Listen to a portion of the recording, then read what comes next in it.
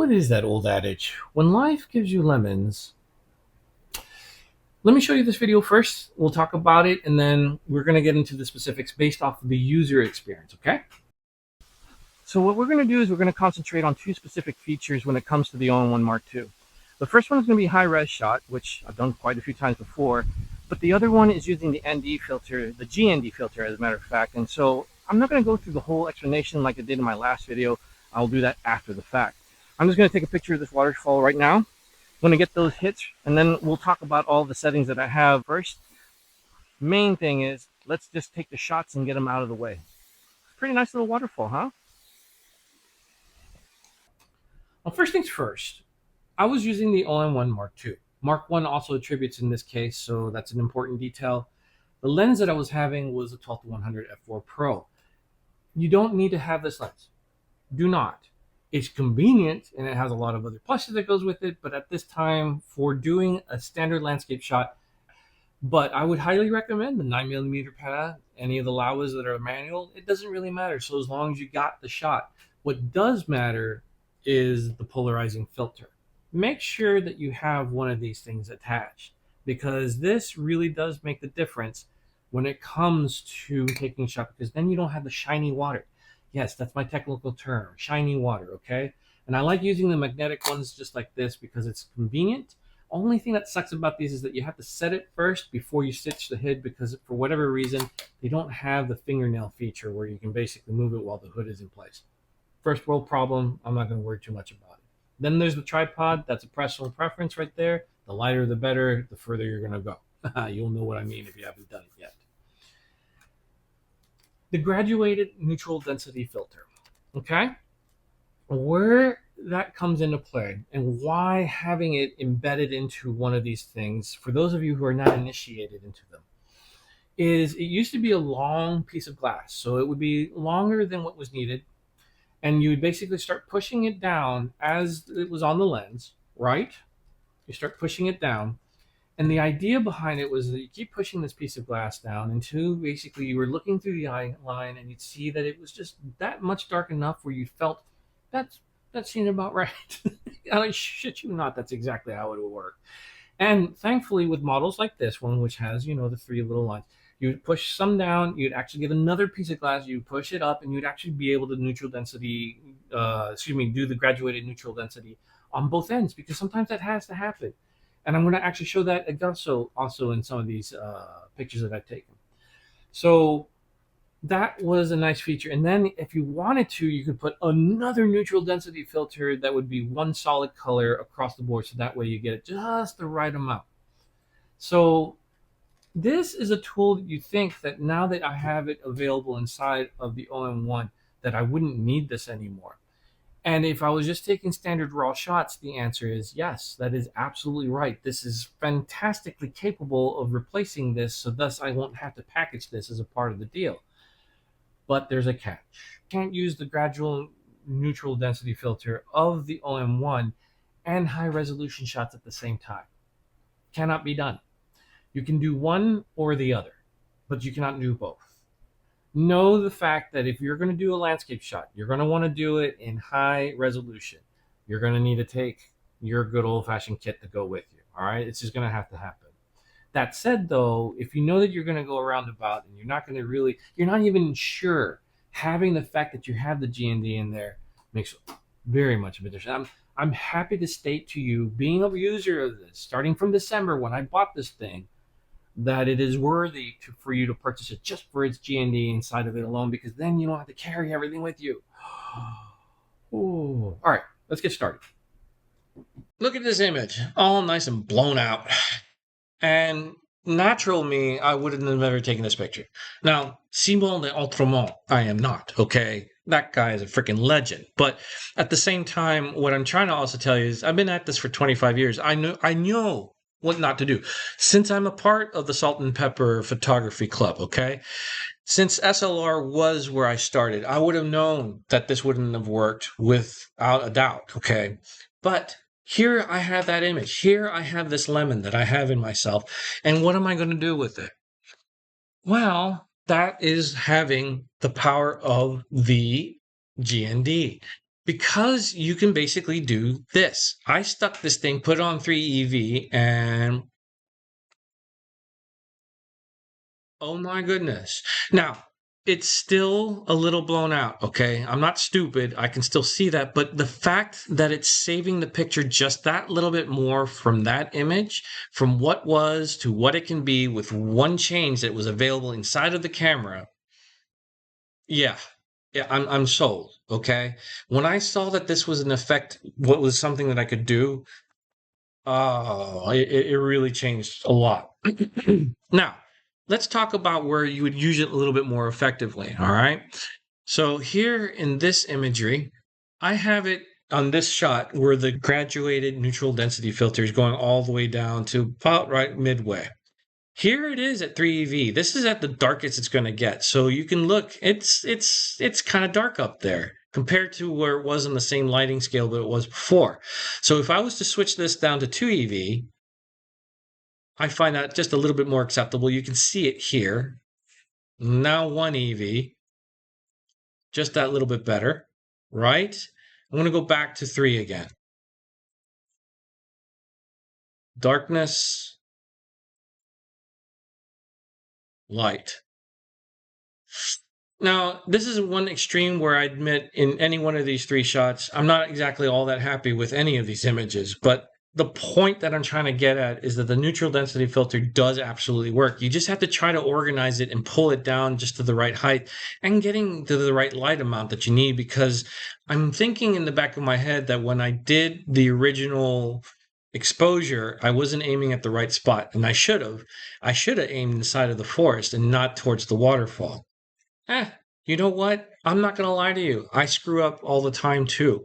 But to see the effect is what really matters when it comes to this image.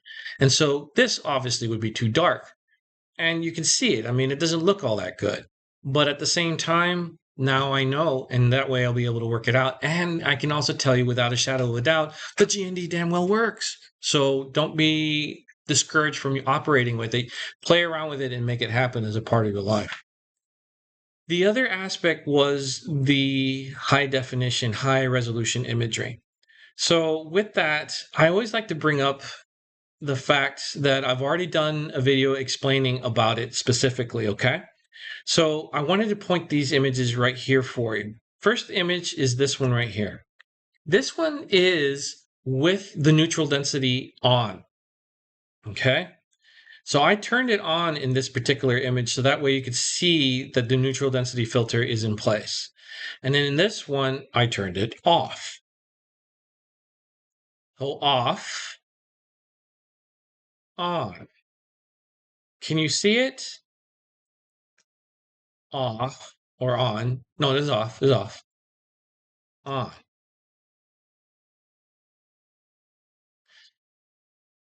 When it comes to taking the picture, so now I'm going to go back to the original raw image. So nothing, okay? Absolutely nothing.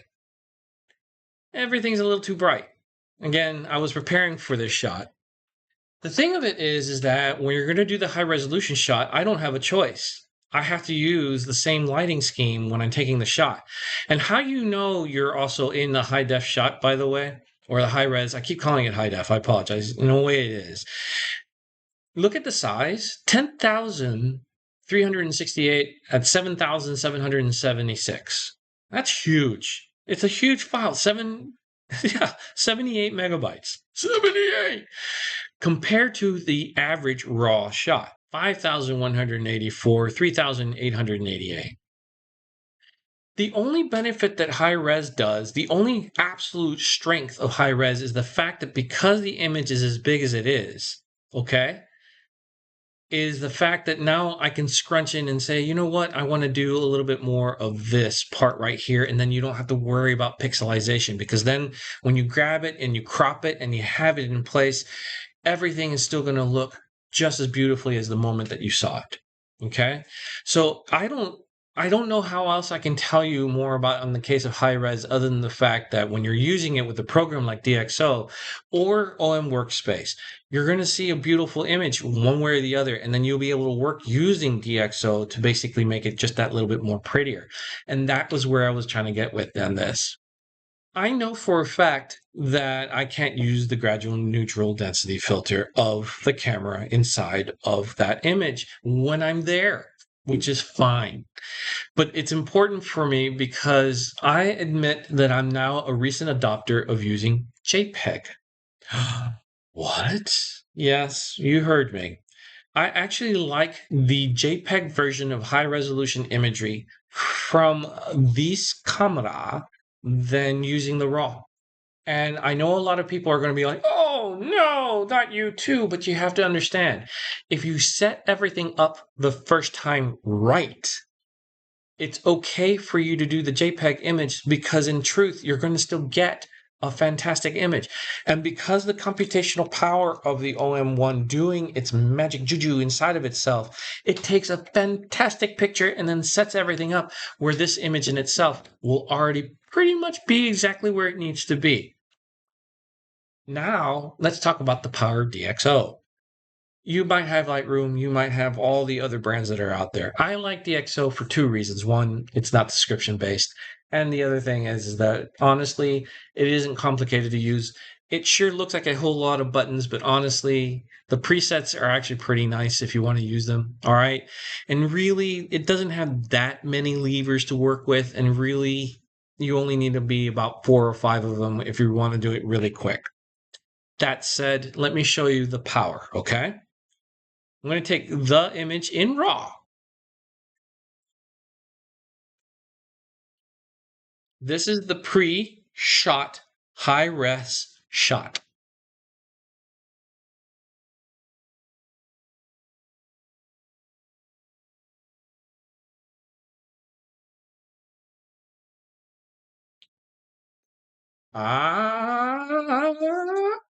What? Okay. So original, which wasn't bad. DxO. Original, DxO. And the only thing is that with DxO, it has this thing called Clearview Plus. That is somehow the world's most incredible lifesaver that you can have. You can overblow it. You can. You can see that I changed the contrast a little bit. I didn't do much else. I actually reduced highlights just a bit. What I like about DxO though, and the reason why I'm saying that it's a nice feature, is that within DxO, you have the ability to mask just like all the other programs, but one of its masks is a graduated filter.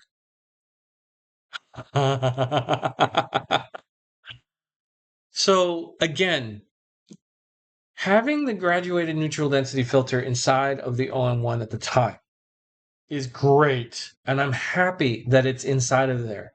But the fact is that now that I can get the graduated neutral density filter in a program like DxO, I did put that filter inside of there. And look, there it is, and there it is. And that is how this image is actually coming out because I dropped the exposure on both ends. And that's one of the reasons why when you're looking at this shot, you can see how the light is just that little bit darker on the top and on the bottom, right?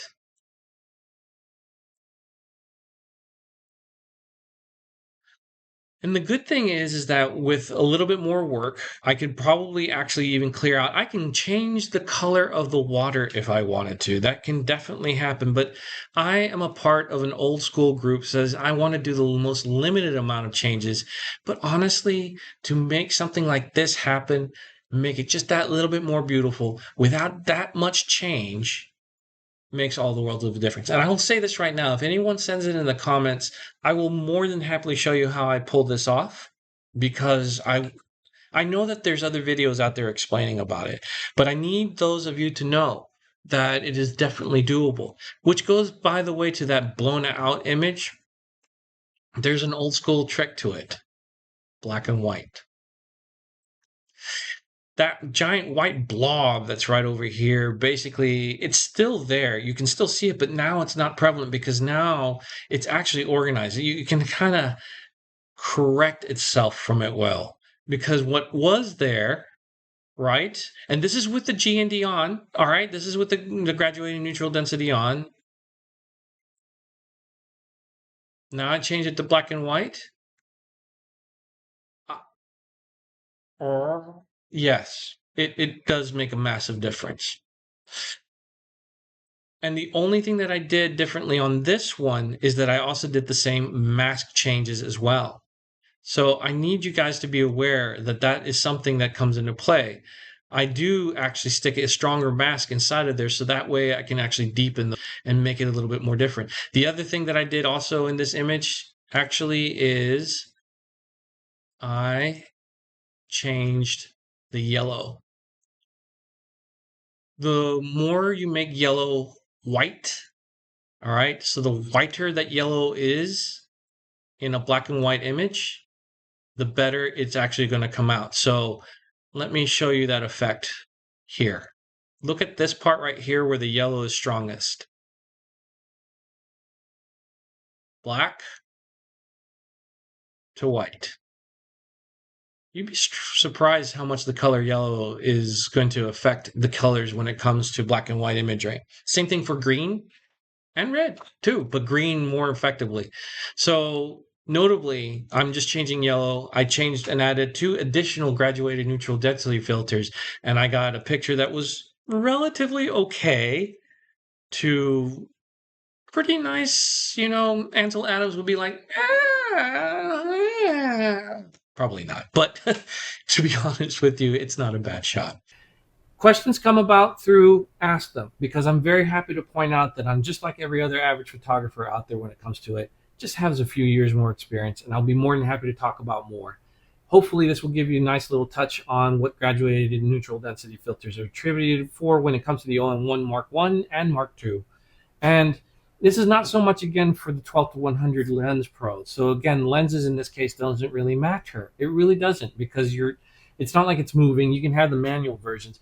To be honest, you just want to have one that obviously is known to not have the aberrations that comes to play. So the better the lens, the more you're going to have a nice, detailed, crisper shot, especially when you're doing the high resolution imagery.